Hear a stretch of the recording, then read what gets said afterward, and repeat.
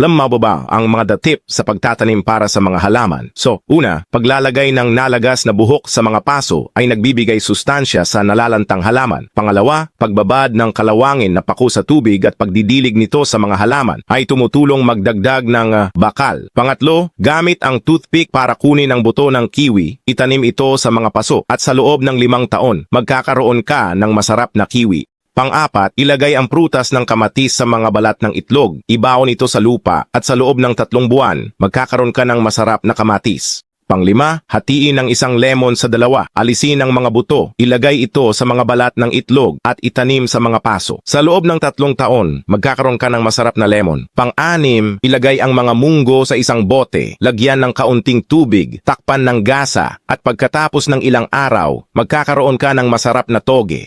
Pang-7, hiwain ang mga sili, itanim ito sa mga paso at sa loob ng 3 buwan, magkakaroon ka ng sariwang sili. Pang-8, alisin ang leeg ng bote, lagyan ng kaunting tubig at magdagdag ng bawang, magkakaroon ka ng masarap na sibol ng bawang. Pang-9, hukayin ang mga buto ng pipino. Hugasan ang mga ito at itanim sa mga paso. Pagkalipas ng ilang sandali, magkakaroon ka ng sariwang pipino. 10. Itanim ang mga buto ng mangga sa mga paso, diligan ito, at sa loob ng 7 taon, magkakaroon ka ng masarap na mangga.